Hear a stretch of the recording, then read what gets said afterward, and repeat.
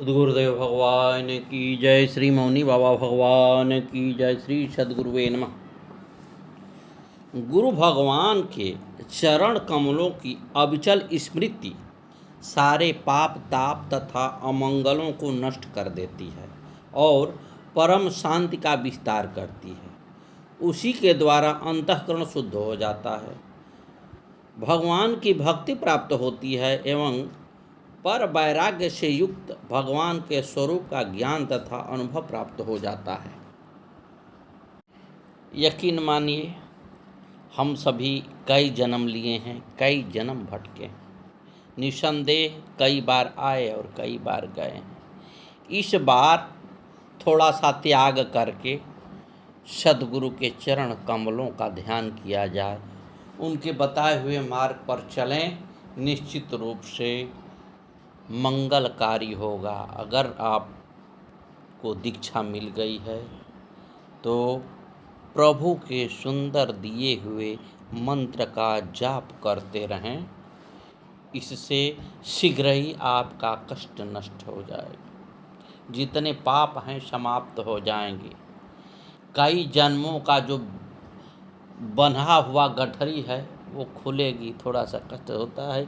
इसके बाद जो है पावन पवित्र शरीर हो जाएगा, फिर यहाँ आने की कोई आवश्यकता नहीं पड़ेगी। सतगुरु का निश्चित रूप से आश्रय लें, इस पर प्रयोग करके देखें क्या मज़ा आता है। कुछ समय तकलीफ होती है जब तक प्रैक्टिस नहीं हुई है। सद्गुरु को हम जानते नहीं, केवल खाने पीने में ही अपना समय व्यतीत किए हैं तो कुछ कष्ट होगा। जैसे अभ्यास हो जाएगा हम उस लाइन पर चल पड़ेंगे और परम पद को प्राप्त कर लेंगे। इसलिए आप सभी से यही हमारा प्रार्थना है कि सद्गुरु के चरणों में ध्यान दें, बताए हुए उनके मार्ग पर चलें। बिना गुरुदेव के स्मरण का आपको शांति प्राप्त नहीं हो सकती। आपको पैसा रुपया मिल सकता है लेकिन शांति कहीं नहीं मिलेगी। शांति तो उनके झोली में ही प्राप्त होगी, और वो झोली कब आपके लिए खुलेगी? जब आप उस झोली के लिए प्यासे होंगे, जब भूखे उस झोली के लिए हो जाएंगे, प्रभु के सामीप्य जाने का प्रयास करना शुरू करेंगे, उस दिन आपको शांति प्राप्त होगी। अन्यथा आप कितना हो दौलत रखे हों, कितना हो कमाते हों, लेकिन बिना हरि भजन का, बिना सतगुरु का आपको शांति प्राप्त होनी नहीं है। और जब तक शांति प्राप्त नहीं होगी तब तक आपकी मुक्ति नहीं होगी। इसलिए कि आपके पास एकाग्रचित्त होने का समय नहीं है, दृढ़ता नहीं है, आप भटके हुए हैं। इसलिए हम सभी को चाहिए कि सद्गुरु का आश्रय लें।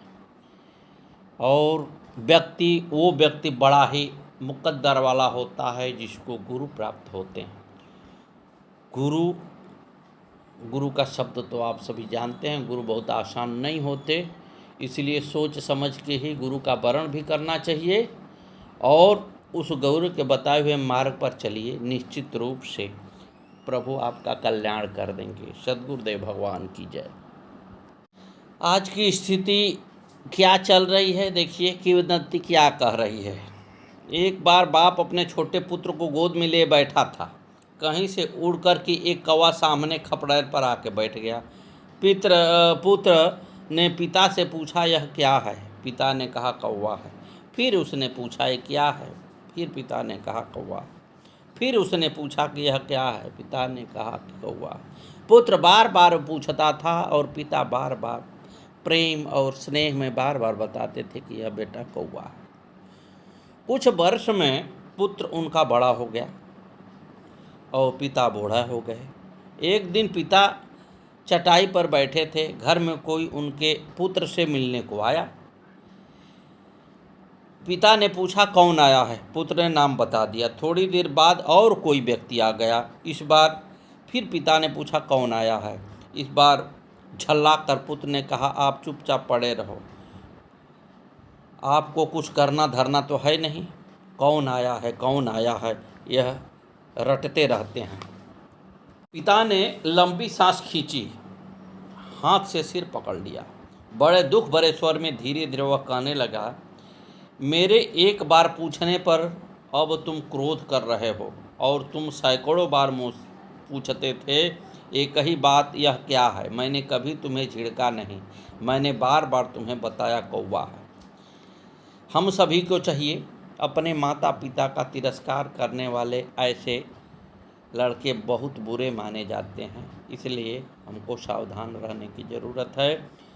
हम सदा इस बात का ध्यान रखें कि माता पिता ने हमारा पालन पोषण किया है, कितना कष्ट सह के उन्होंने मुझे पाला है, कितना प्यार उन्होंने दिया है।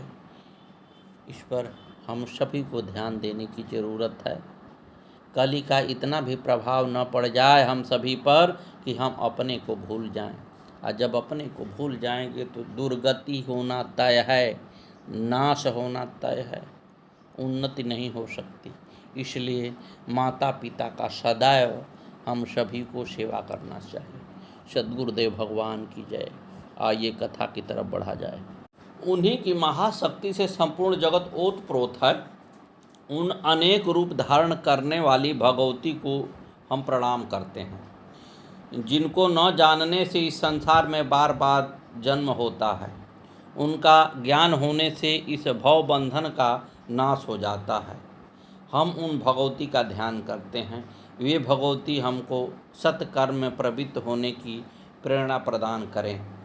महालक्ष्मै च विद्महे सर्वशक्तये च धीमहि तन्नो देवी प्रचोदयात्। हे माता, जब तक आप हम पर कृपा नहीं करेंगी तब तक हम राक्षसों से युद्ध में कैसे विजयी होंगे।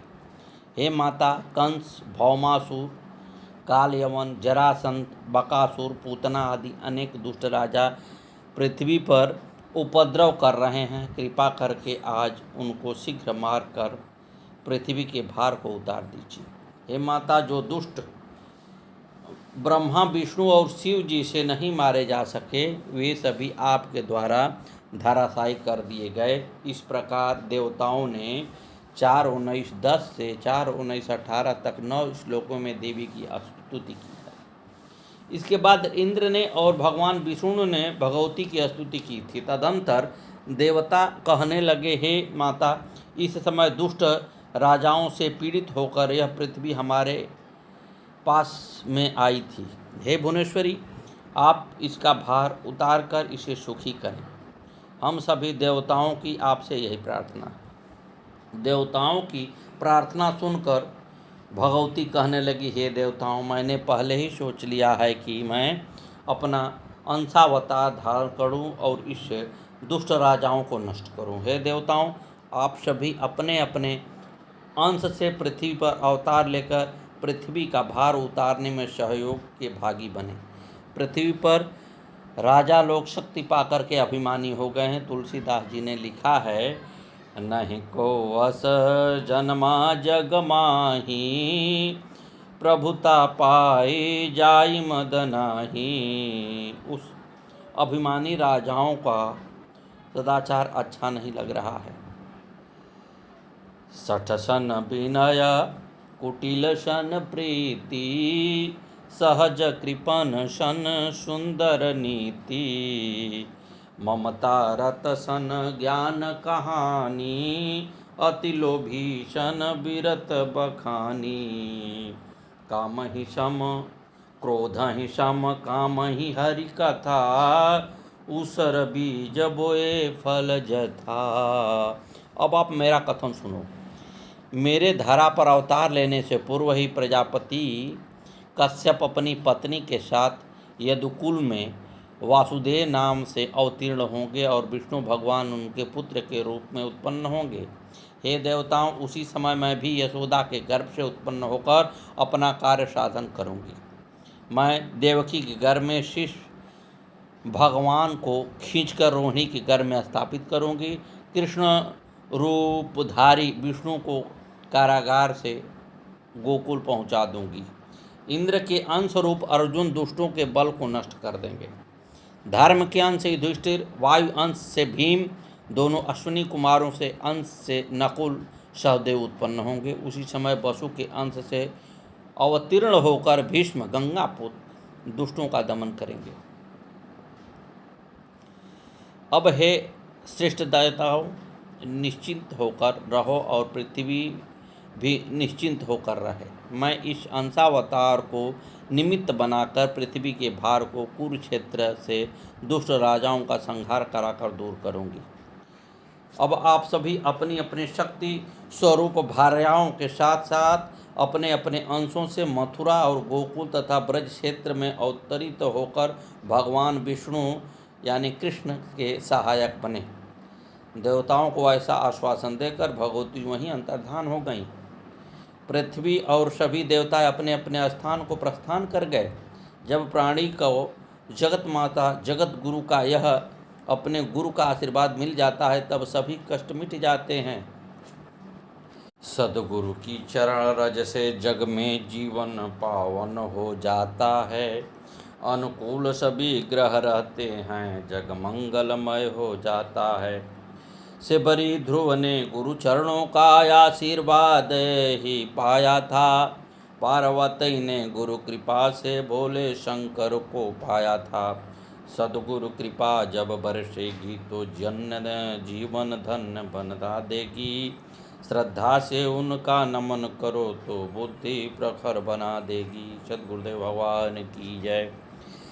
व्यास जी कहने लगे, हे राजन जन्मेजय, सुनिए, वे भगवती जब ब्रह्मा विष्णु आदि देवताओं को भी नचाती रहती हैं तो फिर सामान्य जीवों की क्या बात है। उन भगवती ने अपनी रहस्यमयी लीला से भगवान विष्णु को मल मूत्र तथा अग्नायु से भरे गर्भवास से होने वाले दुख को भोगने को विवश किया और पूर्व काल में देवताओं को बानर बनाकर भेजा था तथा राम के रूप में विष्णु को अनेक कष्ट सहने को बाध्य किया था। हे राजन, भगवती के दो रूप हैं, विद्या मुक्तिदाता, दूसरा अविद्या बंधनकारी। ब्रह्मा विष्णु और महेश ये सभी उनके अधीन रहते हैं। वरुण यम कुबेर अग्नि सूर्य चंद्र सनकादि तथा वशिष्ठ आदि वाजिगर की कठपुतली की समान सदैव भगवती के अधीन रहते हैं। हे राजन, कुछ मनुष्य 9 वर्ष की आयु वाले, कुछ 100 वर्ष की आयु वाले, उनसे अधिक आयु वाले देवता होते हैं। उनसे अधिक आयु के ब्रह्मा से अधिक आयु के शिव जी, उनसे अधिक आयु के विष्णु होते हैं और अंत में वो भी नष्ट हो जाते हैं और पुनः उत्पन्न होकर उत्तर बढ़ते रहते हैं। नूनं देहवतो नाशो मृतस्योत्पत्तिरेव च चक्रवद भ्रमणं राजन सर्वेषां नात्र संशयः। हे राजन, निश्चित रूप से देहधारियों की मृत्यु होती है और मरे हुए प्राणी का जन्म होता है। गाड़ी के पहिए की भांति यह चक्र चलता रहता है। हे राजन, माया का बल तो देखिए। भगवान राम सीता हरण के समय हा सीता कहकर रोते हुए पशु पक्षी वृक्षों से उनका पता पूछते थे। सबको शरण देने वाले श्री राम को वानरों की शरण में जाना पड़ा। युद्ध में लक्ष्मण की शक्ति लगने पर मानवों की भांति रुदन करना माया का ही प्रबल प्रभाव था।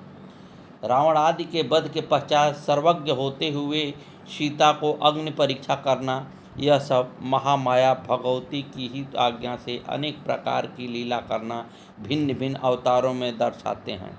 माया के विषय में तुलसीदास जी बाबा ने क्या लिखा है। मयूर मोर तोर तय माया, जहि बस किन्हि जीव निकाया। गोरच जहाँ लगी मन जाई, सो सब माया जाने हो भाई। तहि कर भेद सुनऊ तुम सोवो, विद्या पर विद्या दो। अब हे राजन, मैं आपसे देवताओं का कार्य सिद्धि करने के लिए मनुष्य लोक में श्री कृष्ण के अवतार तथा उनकी लीलाओं का वर्णन करूंगा। हे राजन, प्राचीन काल में यमुना के किनारे एक मधुमन नामक वन था। वहाँ लवणासुर नाम का बलवान दानव रहता था, जो मुद दानव का पुत्र था, उस समय उसे मधुपुरी कहा गया था। सूर्यवंशी शत्रुघ्न ने उस लवणासुर को मारकर मथुरा नाम का नगर बसाया और अपने 2 पुत्रों को राज्यभार सौंप दिया था। समानांतर में उस मथुरा नगरी पर यादवों का अधिकार हो गया। वहाँ का राजा सूरसेन हुआ, जो मथुरा और सूर दोनों ही राज्य का स्वामी था। हे राजन, वरुण देव के शाप के कारण महर्षि कश्यप के अंश स्वरूप वासुदेव नाम से सूरसेन के पुत्र हुए। उस समय वहाँ के राजा उग्रसेन थे। उनका पुत्र था कंस। वरुण के शाप के कारण ही कश्यप की अनुगामिनी अदिति भी देवक की पुत्री देवकी हुई, जिसका विवाह वासुदेव के साथ कर दिया। लेकिन देवकी की विदाई के समय ही आकाशवाणी हुई। कंस कंस महाभाग देवकी गर्भ संभव अष्टमस्तु सुतं श्रीमास्तव हंतांग भविष्यति। अरे वो महाभाग कंस, इस देवकी के गर्भ से उत्पन्न होने वाला 8वां ऐश्वर्यशाली पुत्र तुम्हारा संहार होगा, संहार कारक होगा। आकाशवाणी को सुनकर कंस क्रोधित होकर सोचने लगा कि मैं अभी देवकी को ही मार दूंगा, सो न रहेगा बाँस न बजेगी बाँसुरी। ऐसा सोचकर नवविवाहिता देवकी की केस पकड़कर रथ से खींचकर तलवार से मारने को तैयार हो गया। तब कुछ वृद्ध यदुकुल के लोगों ने कंस से कहा, हे वीर, स्त्री हत्या जघन्य अपराध है, यश पराक्रम का नाश करने वाली है। बुद्धिमान व्यक्ति को बिना सोच विचार के कोई काम नहीं करना चाहिए। सद्गुरुदेव भगवान की जय। हे महाराजा कंस, आप वीर होकर आकाशवाणी से डर रहे हो? जो होनहार हैं वह तो होकर रहेगा। जब समझाने पर भी कंस देवकी को मारने का पाप कर्म से विरत नहीं हुआ, तब धर्मज्ञ सत्यवादी वासुदेव ने कंस से कहा, हे महाराज, तीनों लोग सत्य पर ही टिके हैं। मैं अपने सत्य वचन कहता हूँ कि देवकी से उत्पन्न होने वाले सभी पुत्रों को आपको लाकर दे दूंगा। कंस ने वासुदेव जी की बातों पर विश्वास करके देवकी को छोड़ दिया। तब सभी जनता प्रसन्नता से झूम उठी। वासुदेव देवकी को लेकर अपने धाम को चले गए। श्रोताओं, सुख दुख प्राणी को अपने कर्मों के हिसाब से ही प्राप्त होता है, लेकिन सुख दुख में धीर पुरुष समभाव से स्थिर रहते हैं।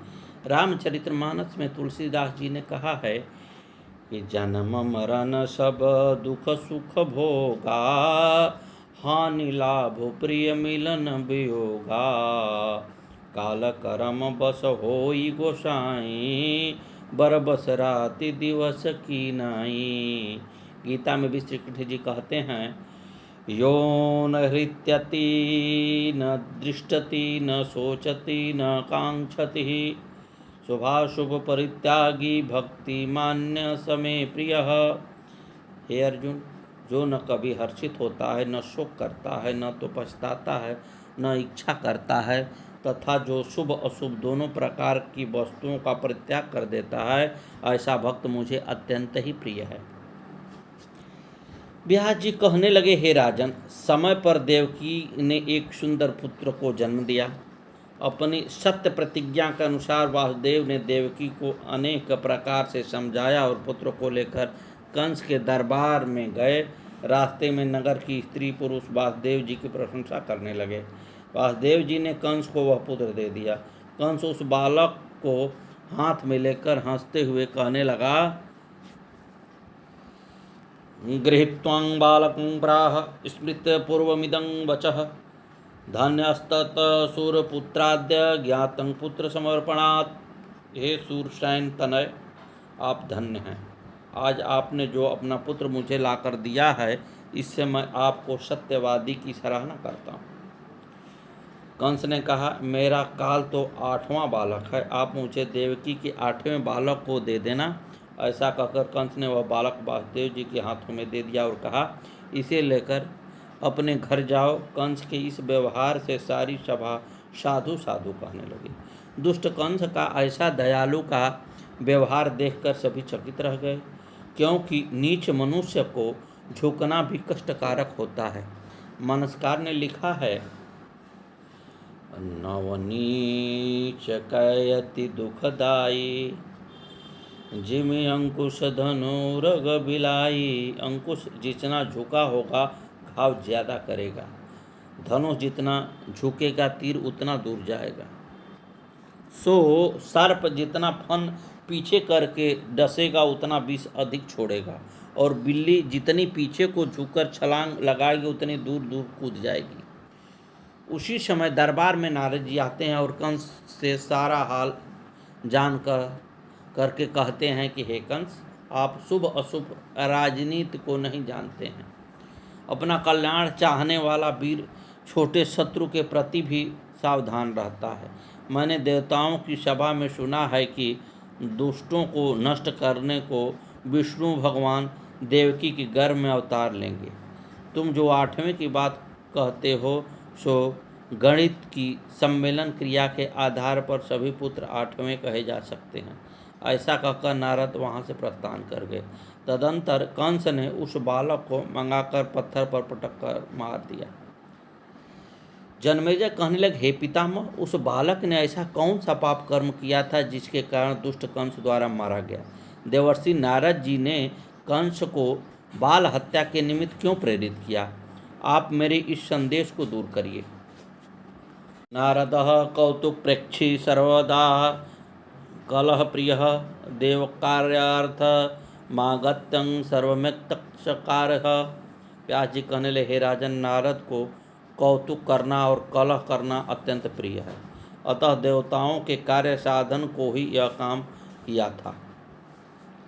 हे राजन, जब मैं आपको उनके पाप को बता रहा हूँ, स्वयंभू मनवंतर में मारीच की भार्या उष्णा के गर्भ से 6 अत्यंत बलशाली पुत्र उत्पन्न हुए।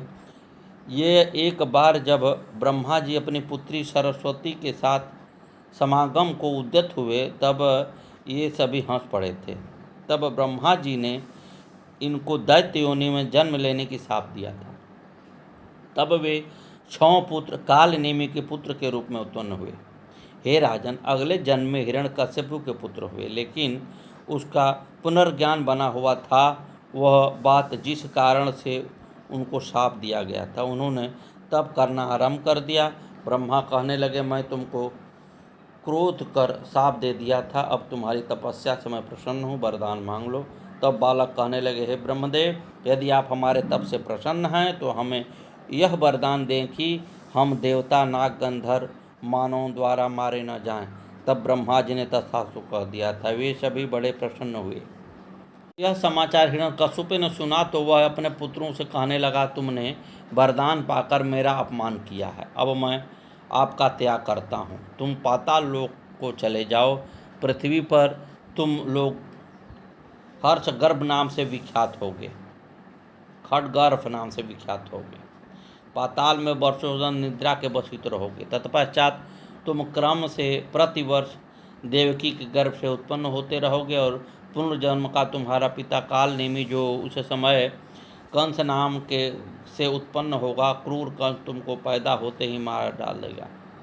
व्यास जी कहने लगे, हे राजन, इस प्रकार वे 6 देवकी के गर्भ से आते गए और कंस उसको मारता गया। जब 7वां गर्भ में शेषनाग के अंशावतार बलभद्र जी आए, तत्पश्चात योग माया ने योग बल से उस गर्भ को रोहिणी के गर्भ में स्थापित कर दिया।